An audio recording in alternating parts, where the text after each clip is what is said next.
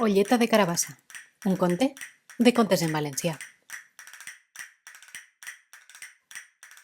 A la vora del riu Millars hi ha una vila vibrant que fa anys es movia a ritme de cop de destral.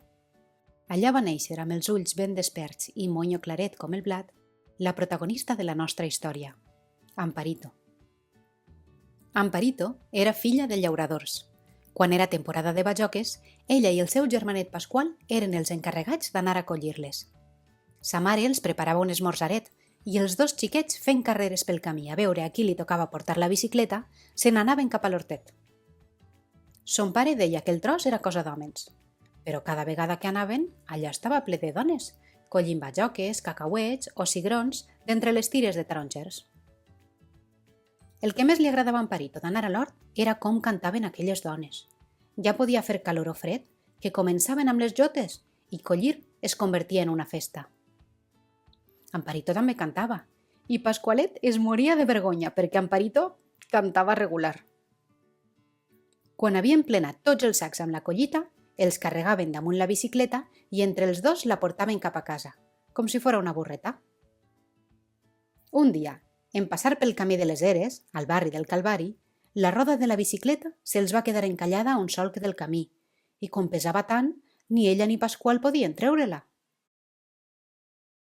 Sense la bicicleta no podien portar les bajoques a casa i si tornaven sense bajoques, sa mare no estaria gens contenta. Pasqual, que sempre havia sigut molt ploró, es va posar a plorar tan fort, que els pardals es van amagar i les ratetes van eixir corrents. Unes forasteres que treballaven allà a prop van sentir els plors de Pasqual i van acudir a veure què passava. Una de les xiques de la quadrilla els va dir: Per la meua, què vos ha passat? Necessiteu ajuda? A Amparito sempre li havien dit que no havia de parlar amb forasters, però perdre la bicicleta i la collita era pitjor, així que va demanar ajuda a aquelles xiques que pareixien tan simpàtiques. Se'ns ha clavat la roda de la bicicleta al camí i com pesa tant no la podem treure. El meu germà no para de plorar, s'està fent tard i si no tornem pronte a casa, ma mare ens pegarà amb l'espardenya. La forastera va riure i va dir: No patisques que entre totes això ho solucionem en un no res. Les 4 dones de la quadrilla van descarregar els sacs de la bicicleta i la van desencallar del solc i la van tornar a carregar. Veus que fàcil? La veritat és que Amparito haguera pogut pensar en això. Potser si algú no li haguera fregit el cervell amb els seus plors... Pasqual va deixar de plorar, però com que tenia una miqueta de por de les forasteres, es va quedar gemecant agafadet de la màniga de la seva germana major. Amparito va agrair l'ajuda de les forasteres i els va dir: «Voldríeu vindre a dinar a casa?»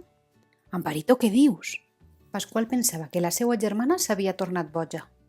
«Sí, home, que ens han ajudat amb la bicicleta. La mare ho entendrà?» Les 4 dones, que feia dies que no menjaven de calent, van acceptar la invitació amb moltes ganes.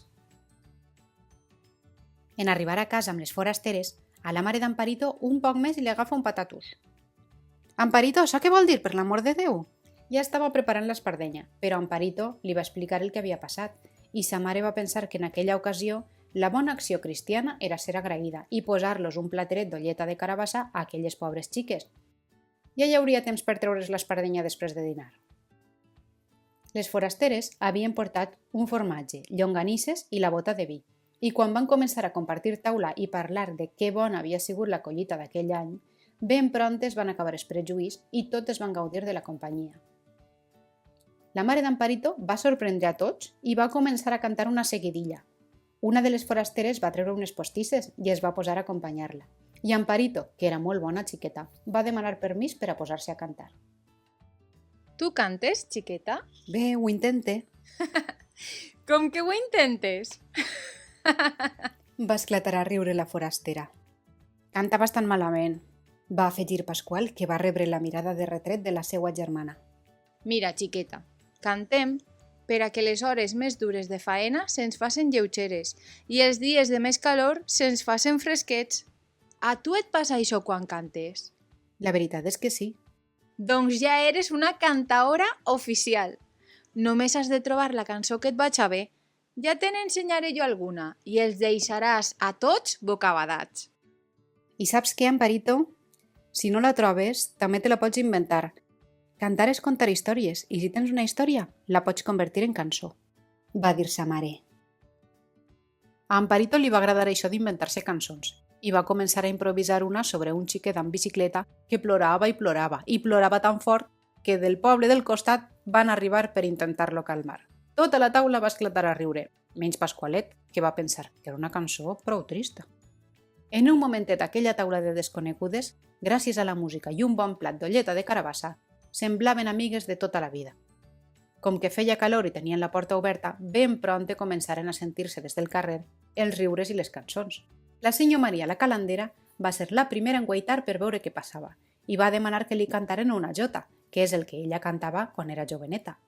Conxa, la del carrer Sant Pere, va portar unes magdalenes i l'Icín del Barranquet, que just estava tornant el tros amb l'última collita d'hernandines, va fer una pausa en el camí per demostrar el seu salero amb un fandango. Després d'aquella festa improvisada, les forasteres ja no van ser forasteres i sempre van tindre un plat d'olla de carbassa i un lloc a taula al carrer Laxiamo. I la cançó d'Amparito va fer tanta gràcia que va començar a viatjar d'or de nord, de comarca en comarca i de província en província, unint amb la música a totes aquelles que, com ella, treballaven la terra per a guanyar-se el jornal. I conte contat, ja s'ha acabat.